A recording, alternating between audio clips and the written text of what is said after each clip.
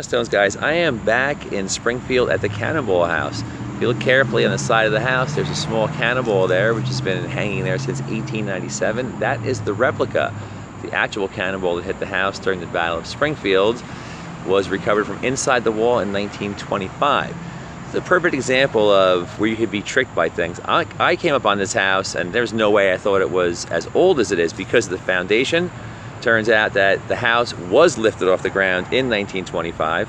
That foundation and those cinder blocks kind of match that time period, as do those Bilco doors down there. And we're gonna head inside and see what else we could find. But before we do that, locally, this last little interesting fact here. This is a stone that says W.J. Smith, an 1878 marker. I think that these little notches here where somebody was keeping count of something are very interesting. This was located by a worker on the site years ago whose girlfriend thought that the stone was haunted because apparently it smelled like smoke in the back of his truck. So eventually he brought it to the police. It sat down in the basement of the police until just a few years back, and eventually they dropped it here. But thanks again to the Springfield Historic Society for preserving this original house, which they think was built in 1760, but the legend is it may have been built in the 1730s. I mean, the moldings and everything, the locks on the windows are just unbelievably old, handmade by craftsmen, an incredible place. Okay, this is actually my favorite room in the house. This is a Eli Whitney 1811 manufactured gun made in one of his factories, which I assume would have been made using interchangeable parts, which he invented in 1798, if I'm not mistaken. So this would have been from the early days of his factory when he was still alive. Margaret, you want to tell us why each soldier who signed up for the Continental Army needed 2 teeth and a gun? Yes, if you wanted to join the Revolutionary Army, you had to be male, you had to be 16, you had to have your own gun. And this is a musket, not a rifle, because it doesn't have rifling in the barrel, which is the distinction.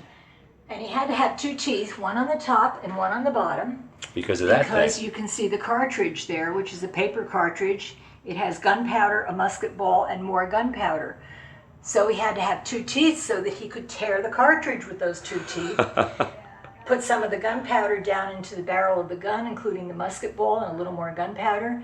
And then he would put gunpowder up here in the pan of the gun.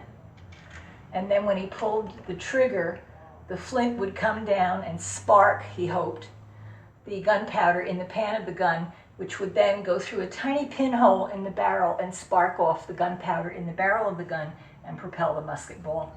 So you needed 2 teeth, not for health reasons, but for battle reasons, Right. battle strategy. And the other cool thing that you mentioned were the clay pipes, which would have been used in a tavern, or even in the field. They were then bitten as the ends clogged, and they eventually got very short. And some industrious people apparently came up with another use for them, right? They would make them into dolls. So this would be the bowl of the pipe, and the arms and the legs of the doll would be the broken pieces. Oh, and a great catch. You still got it, Margaret. You still got it. Now we can post this video because if we dropped it, we'd have to hide this one. All right, Dino Stones, guys and gals, out for now. We'll be back. There are just simply too many great things to look at in this particular house.